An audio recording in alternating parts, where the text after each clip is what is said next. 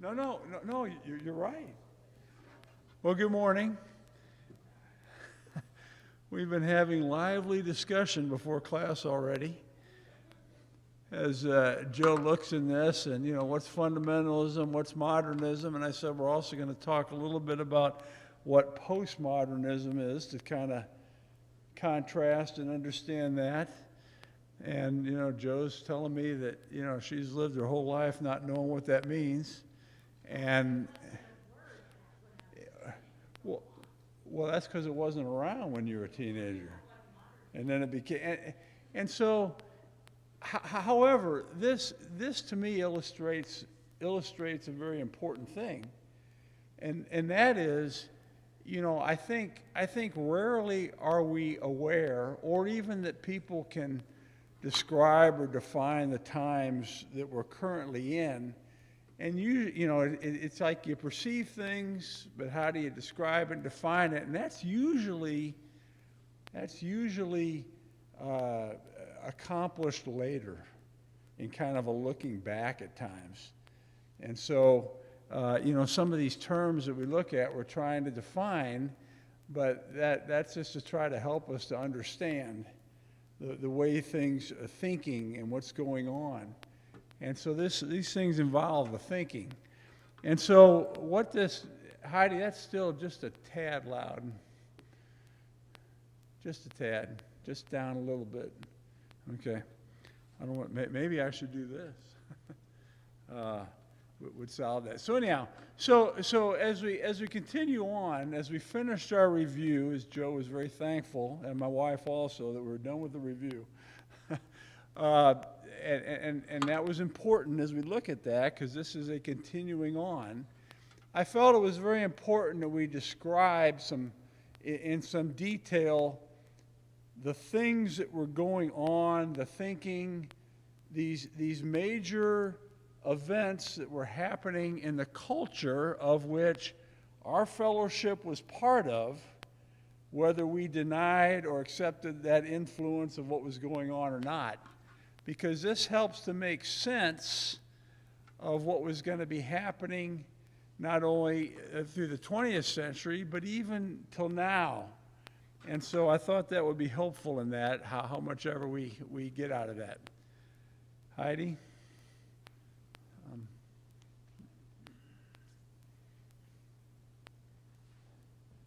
She has me stuck. You got me so I can flip? No. Well, that's not there we go. It's not the pointer part, it's the arrow. Okay, in the bibliography that some expressed, you expect me to read this? And I don't, but if you were interested, much what we're talking about comes from some of these source materials here.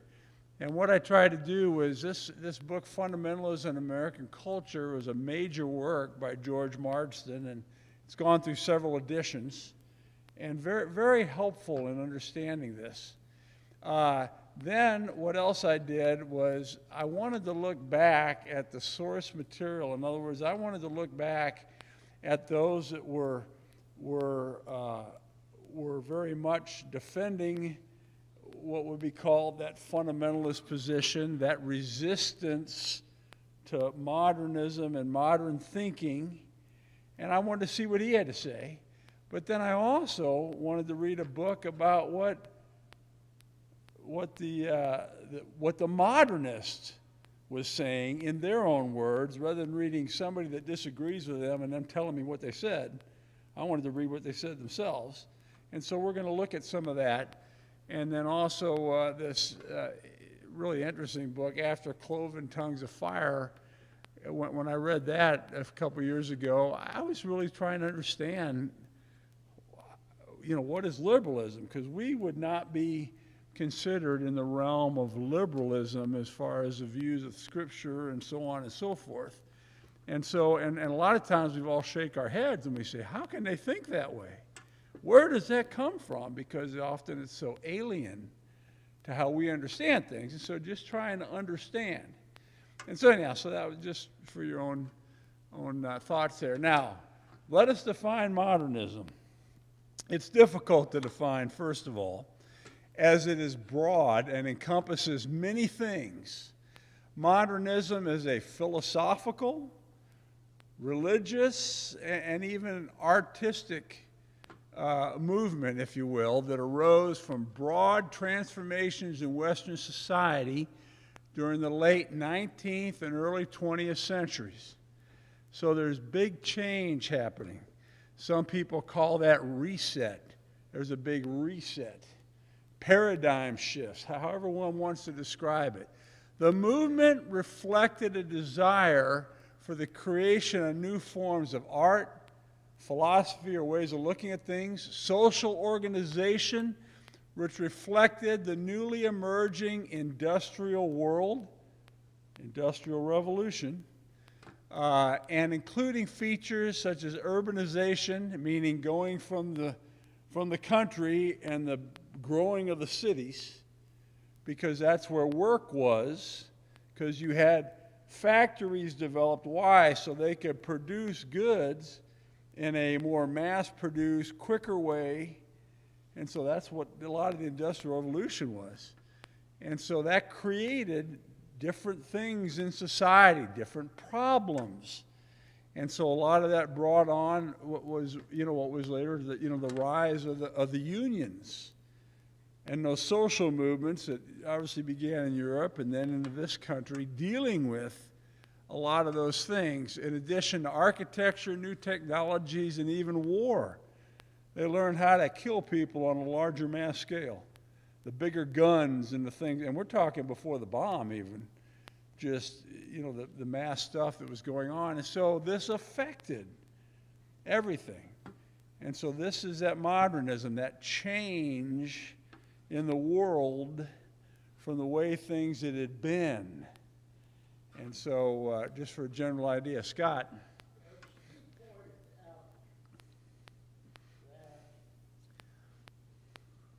This movement assumed that fundamental principles change, which is a contradiction of terms. Okay. It assumed that Christian religion was also subject to these changes, which it is not. Okay. And along with it, philosophy up to that time had been the pursuit of truth. Mm-hmm. It was a set of methods for writing of what is true, which is really the way you have to interpret scriptures. And instead it placed in the content of philosophy, philosophical views of the world was an entirely different approach to philosophy. Mm-hmm. Those two changes have got us into the mess that the world is in now. Okay, so what Scott is pointing out that, when we think of the word fundamentals, the idea is fundamentals never change. And so the contradiction of terms. And so, but, whether these things should or shouldn't have, they did. And so you see all this questioning about all kinds of things that is going to go on. And so some of the commentators define modernism as a mode of thinking, one or more philosophically defined characteristics like self-consciousness or self-reference that run across all the novelties of the arts and the disciplines. What does that mean? Well, if you remember in your modern American or modern literature class in high school in English, you hear things such as the modern self and all this. Instead of this more collective view of things or society, it became more and more, what about me? And so that became kind of a focus. And again, this is a really broad kind of concept is what that's referring to. I know that in art, what went on was that, the subject, you can see it in the subject matters. You had religious subjects, and that had been around for a long time in the Western culture, but then you also had the kings and the queens and all these important stuff. Well, what started happening in modernism is all of a sudden, I did a painting of of these guys that were the dirt poor that are taking hammers and breaking up rock to make gravel, this low-end job, and all of a sudden some artist, Gustave Courbet in this case, makes this gigantic painting, usually reserved for these higher subjects, and he's depicting the low people doing this menial work. Well, that was a sign of, that was these modern things. And then you also saw this change from what we would call realism, or the Renaissance. A picture is a window to the world, and so you try to imitate what you see and in the world, and all of a sudden they started doing things like flattening out the picture, meaning you didn't have the perspective of depth that they tried to do, and so on. And so they wanted you to see that this isn't a window to the world, this is a painting. And so drawing attention to those kind of things and modern subjects. And I says, we don't want to do the past, we want to paint us what we're doing now. And so that's how that manifested itself in terms of art. But it had its effects all over.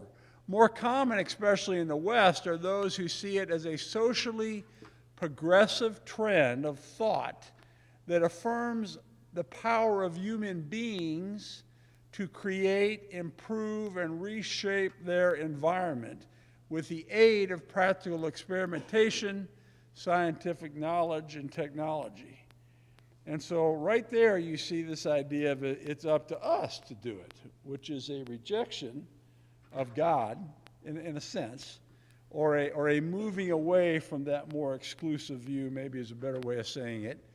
And so that people have something to do with this. And then they're seeing these advances and these improvements of science, of which we benefit greatly and accept on this end of it. This is commonplace. We're happy for modern medicine, modern thoughts of public health and sanitation, and so on and so forth. Well, they didn't have that. And so there became a great trust and a confidence in that by many, and say, if we're here with this, hey, how far can it go and how much can it improve? This is when the time of, if we just educate everybody, it'll all get better because then they'll know better. And so these are the things that kind of came about in this time in the thinking. Now, from this perspective, modernism encouraged the re-examination of every aspect of existence, from commerce to philosophy to religion to all these things. This questioning gained great momentum and force, with the goal of finding that which was holding back progress and replacing it with new ways of reaching the same end. And so they said, hey, this is making things better. Hey, this is being a roadblock. How can we remove that? Because who knows how much better we can get? Well, in all this excitement, if you want to use that word, people started turning away from God and having confidence in people, in themselves. And that, as Scott aptly pointed out, that was a mistake. And I think we would probably agree with that.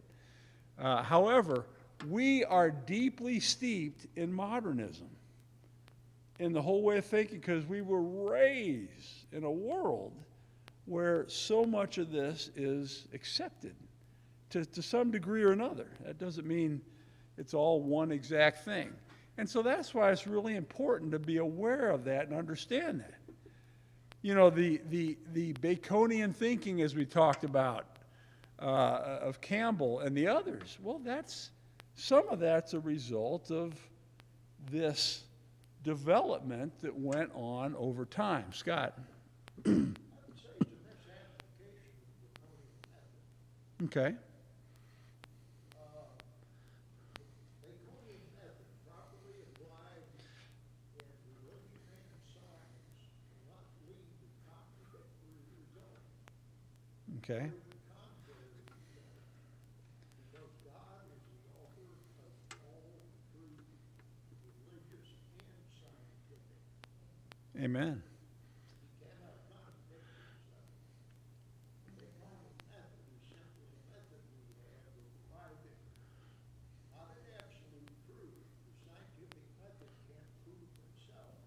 Yes. But its method of writing is what is probably true. Okay. So Scott's pointing out that the scientific method, and he said, properly applied. Well, there's the big the big point that.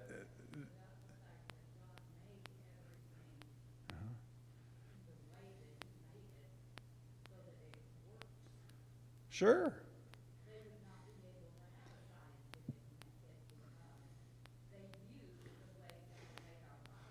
Sure.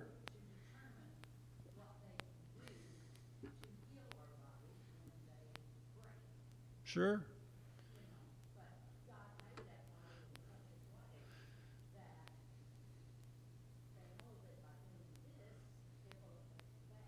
Sure.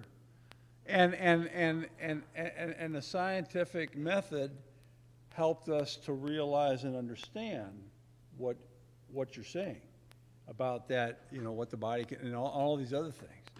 And so listen, remember, as I'm presenting this, I'm trying to help us to understand this broad thing and this thinking. It's not necessary I'm not necessarily advocating, you know, all the pluses or whatever this does. So remember that, okay? Okay, Scott. One other thing, two other things I may very quick, just to give context.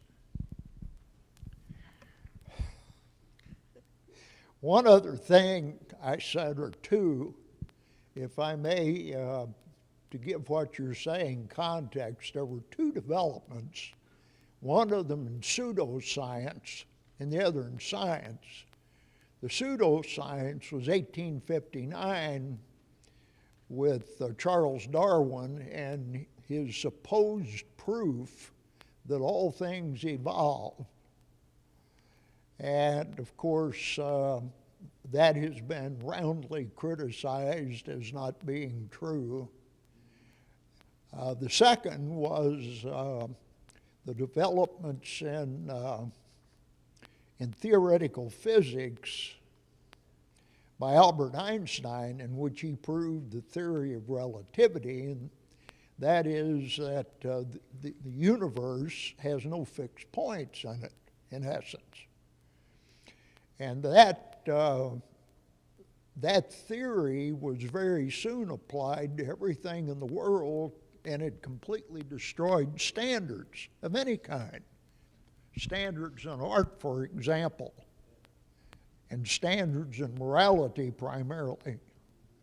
And you see a revolt then across the world in fixed standards of morality beginning in the mid to late 60s. And that persists in our country until today. So we can see it made a lot of changes. Some people would say screwed up a lot of things.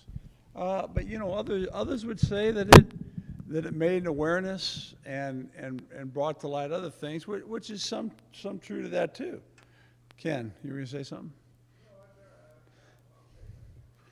Now, remember,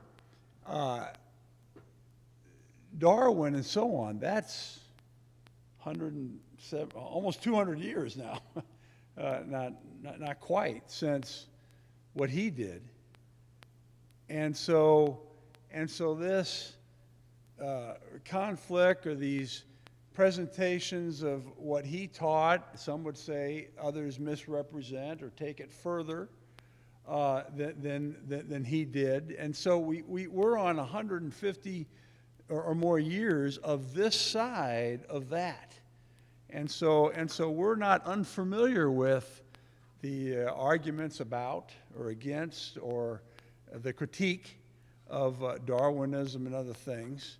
And so we're not unfamiliar with some of that. And so that's certainly true. But realize these are the origins of so much of what we continue to deal with today. You know, unresolved, however that happens to be. Now, I wanted to throw in postmodernism, Joe's favorite topic. And the reason is because these ideas of modernism, this idea of questioning, this very strong trust in science and the things that science would bring up, and the truth, if you will, some would say that the science would bring about, and the utter confidence in that, that was part of modernism. Post is meaning after that way of thinking, that confidence. And so postmodernism is this questioning of that confidence and that stance on those things, to simplify it greatly. And postmodernism can be very confusing, partly because we have lived in these times for some of you, most of your whole life. Because this kind of questioning and thinking, though remember, it's always hard to pinpoint when something starts. You usually had its sprinklings before then.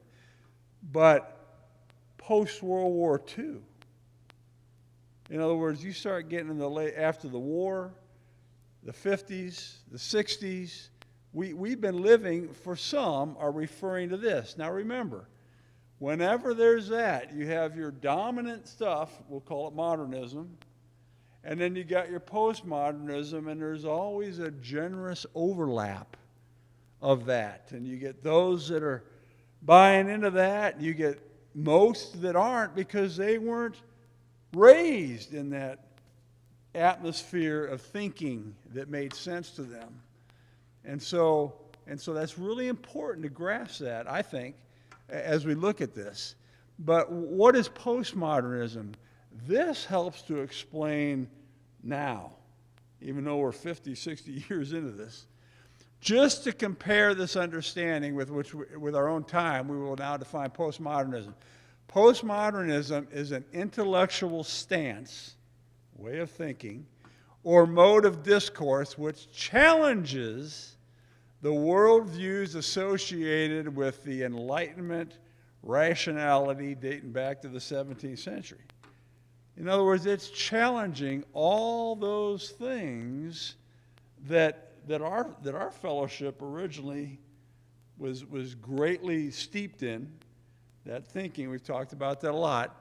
Postmodernism is associated with relativism, and we've heard that term. Usually we use that in a very negative sense. And a focus on the role of ideology in the maintenance of economic and political power. Now, Joe gives me this very confusing look, and that is completely understandable because it is confusing. But this is behind, we've all heard the term CRT, critical race theory. And we've had that in our school board elections, that topic. We've seen that all over. We've seen, how can they blame white people for everything? We see, and on the news, and well, that's rooted in this way of looking at things, deeply rooted in that, which is very different than the modernist way of, frankly, which most of us were raised in, and thus the tremendous confusion. Now, I'm not trying to equate anything, or say this is equal to this is just different. And in my readings and understandings, some of this is not without foundation. So some of what their thinking has some basis. But that doesn't mean because there's some truth in things that makes it all. And so anyhow, so again, I know this is complicated, but these are big topics for big times. Postmodernists are skeptical of explanations which claim to be valid for all groups, traditions, races, and instead focuses on relative truths of each person. Now this gets, I can't explain all this, but it gets, and when we see it, we see that's what's empowering or motivating so much of the chaos we see on TV in the thinking of these things. And so it considers reality to be a mental construct. And you go, what is that? In other words, they're saying that reality is just what you make of it. Society says that this is the place, or this is the way things should be on this or that topic. Well, who said that? Who determined that that was the way it was supposed to be? And that's that kind of questioning that's going on. Postmodernism rejects the possibility of unmediated reality and objectively rational knowledge. Uh-oh, this is getting complicated.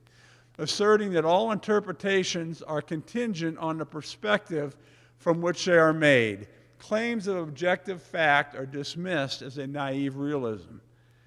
And so what that's saying, but the important thing is that completely rejects or questions that idea of absolute truth that we would look at, and these foundations of understanding what is truth. This completely questions that and doesn't hold on to it. And so thus we see the confusion. Scott. That term unmediated reality deserves a little bit of attention. It certainly does. Because what that asserts is that everything we see is filtered through the human mind, which means it's filtered through our experience, so that each person becomes himself or herself the measure of truth. Consequently, there are no universal truths, such as, I am a sinner saved by the grace of God. That is not a universal truth. Postmodernism, at its very base, is a denial of any absolute truth, so it stands in ultimate conflict with the Scriptures. And there is no rationalizing a happy ground between the two. Actually, modernism, as well as postmodernism, stands in contrast to Christianity. The truth, the only fundamental truth in the whole world, Jesus says, "This I know." Okay. That is the only, that is the only absolute truth there is. We can have theories, Mm-hmm. who they show, and they're still that, just have theories. As long as we keep going back to that fundamental truth, Yeah. we can find everything from that point. But don't define something today on something that was said yesterday. Define it on something that was said 2,000 years ago. Sure. Joe. Are you defining a fair reality of truth? There are those that would. Now, again, what you're doing is you're being very postmodern. I'm just saying is that you're learning to question the definition instead of assuming a certain understanding. And that is why it is important to clarify how is that being defined. Okay, as our little discussion before class was, in a sense. Well, you're just proving the point. And so for some, they would look at reality as being that truth, and others would be as you perceive things and not necessarily what is the absolute truth. And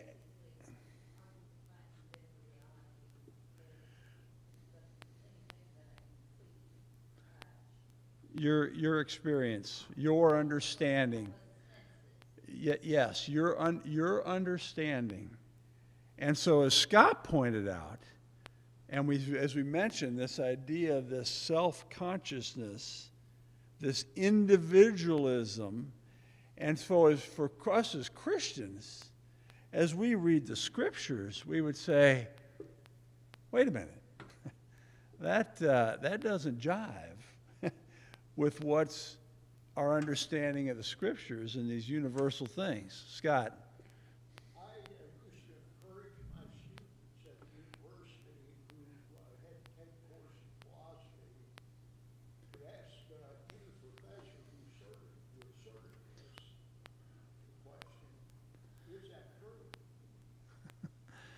Because the professor is asserting that there is no such thing as truth, which is self-truth. As a scholar, I don't know if you heard that, but what Scott said was, you know, if there's, he would encourage the students when professors would say there is no truth, and they were supposed to say, is that true? You have to be careful with some of these professors. I know. Sure. I've gone to some of them that I agree with it right down the line. But the other things, yet they had the floor, and it was very difficult to go against what they said. Well, sure. As you're a college student, you gotta, you learn, do you stand up and flunk the class, or do you, and you learn how to operate in the mode because you want to pass and get out of there. Doesn't mean you have to agree with it. I remember in college, the history guy in the big auditorium with 500 of us, sitting in there and hearing history, and hearing him trying to, disparage in Genesis about the flood account, and saying, well, that was just made up because you had the tales of Gilgamesh or whatever. In other words, that flood story was, quote, older, meaning before the first 5 books were written, if you will. And so that means that they got it from there, and so it couldn't be this. Whoa, that's jumping way to conclusions. It doesn't necessitate or require that. And so, yeah. Now, it's very interesting as we go over this, how much this is generating here. Because it touches, and it's valid, and it makes sense if we're to understand these things that were going to happen, and even where we're at now. And so that's why we're doing it. And so basically, one of the things of postmodernism is they're really big into language and words. And so you see redefining of terms that we all understand as this, and they're making it something completely different. And so it's all about words and about what you say about it. And we go, hey, wait a minute, that's not true. Well, and so they can do all these constructs and redo all these things of what is right or wrong or whatever topic by how they're framing it. How many of us have listened on the news to the press conferences, if you will, and we see some defining of things, and it's like, that's nothing like, we saw or we heard or and yet by doing that can redefine it and make it so, right? Well, that's part of this confusion to us, that we realize we're confused, but we don't always know why.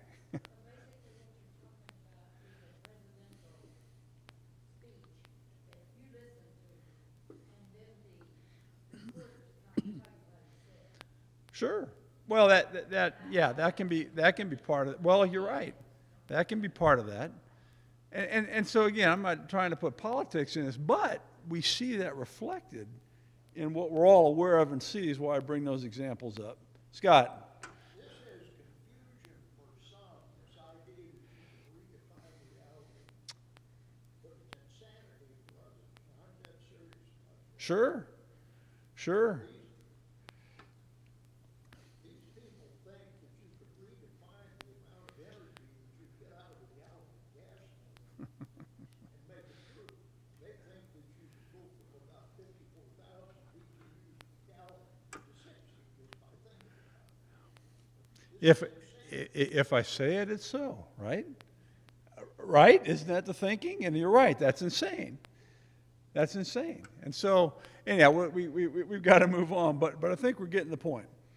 Okay, and we're expressing our frustrations because we're still frustrated, and that goes on. So What is fundamentalism? Maybe something we can understand a little better, right? Well, fundamentalism, it is a term we've heard, and we've been called fundamentalists, and really many of our understandings would fit into that, not completely by any means, but there's certainly overlap with what would be called fundamentalism. And depending on who and the context, it may be affirmative.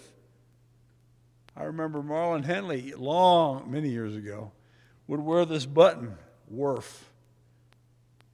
W-E-R-F. Wild-eyed religious fanatic. was the button he would wear, just to stick it to him, so to speak. And so looked at in a positive context, and for others, especially if you watch the news, looked at as a very negative context. But its origins was primarily religious. In this term, in this context, in Christianity, though you could have that in Muslim, or you could apply that to all the different groups, if you will. It was a movement among American evangelical Christians.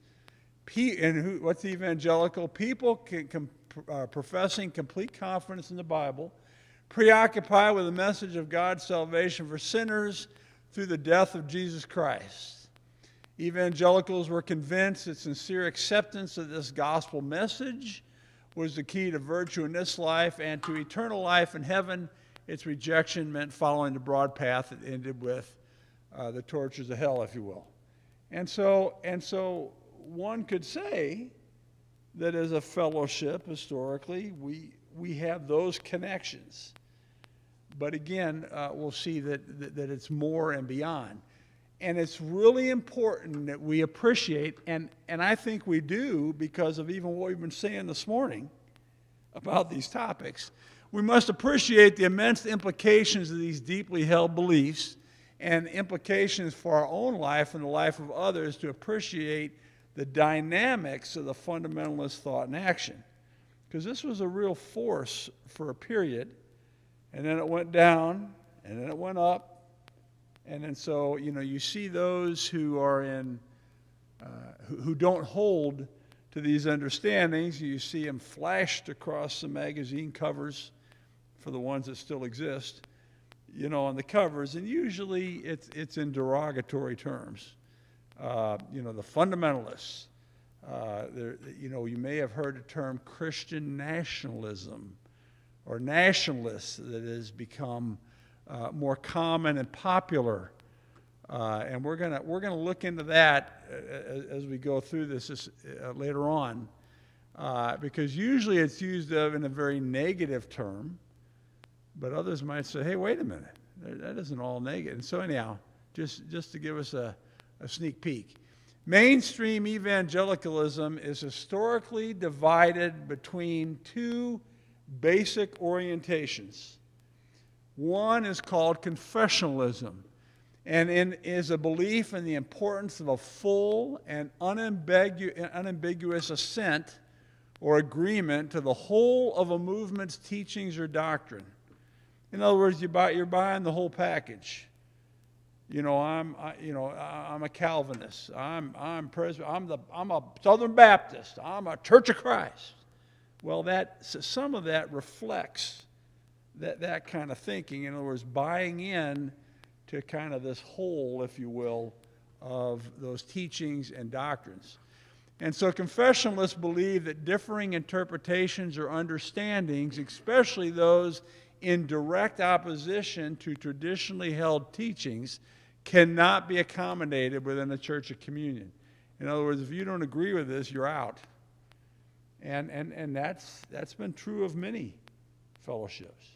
Okay, it's not unique, but that's kind of more that confessional. Thus, you saw over in Europe, as we looked at, in the 16 and 1700s, since the Reformation, all the conflict and wars and death that our founding fathers and others said, this has got to stop. Well, it was some of this. If you don't hold to this, well, I'm going to burn you at the stake. I got to hang you. We got to get you out of any kind of influence or power. Well, some of that's this understanding or way of thinking. Any deviation from that puts you on the outs, certainly with us and with God, because it's different than our understanding. And again, as we've seen, that was not uncommon. Revivalist evangelicals, on the other hand, tend to place a greater emphasis on religious experience than their confessional counterparts and tend to have an anti-creedal outlook. These groups can be further understood in conservative, modern, and progressive wings, and we all know in everything there's a spectrum. And so it's incorrect to identify a group or something and say they're all this, breath. Now, Barton Stone was more of this revivalist tradition and was influenced by that, as we looked at. Campbell, I'm not trying to say he was just a confessor, but he was that more rational and the idea guy, and he did not agree with or think much of revivalist techniques. And remember, that was in the preaching, getting everybody all worked up, and again, that was very Calvinistic. How can you show that you got God's approval by the Spirit being in you? And we talked in great length about all that. In all that, there is a tendency not to put as much premium on the specifics as much as a confessionalist would. And so these are the ideas of, what's important and things like that, rather than all the details that may develop to kind of make a contrast. Okay? So confessional and revivalist. Revivalism tends to be very emotional. Confessionists we would put in the more rational camp, if you will. The ideas. What is that truth as I can see and I can understand? Well, that's going to have a great influence. Scott, you had a comment or?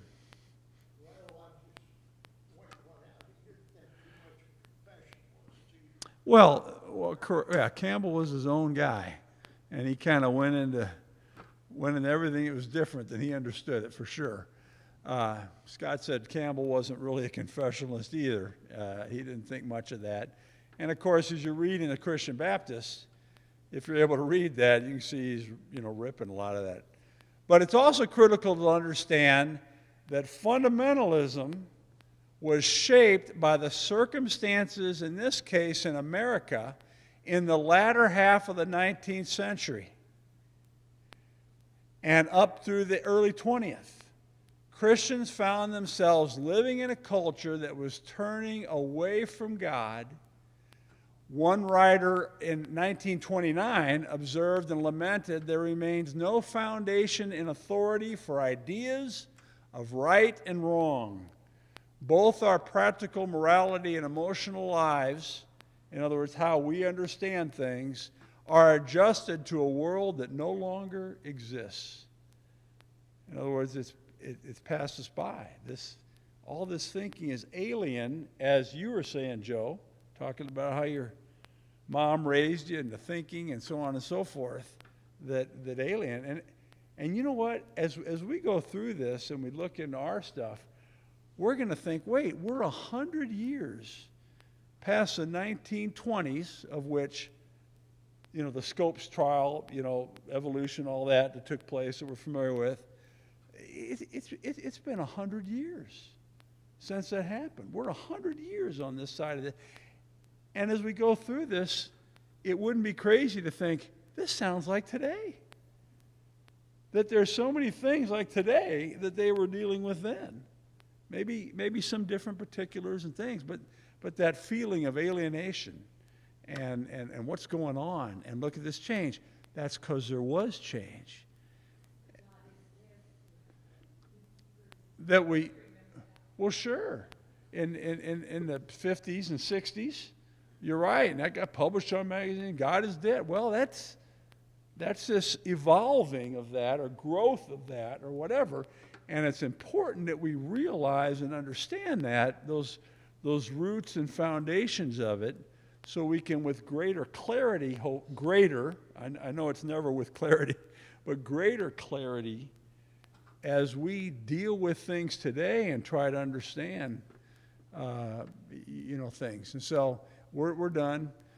Time is up, so thank you for that. I hope you're finding this interesting, and we will continue next week. Thank you very much.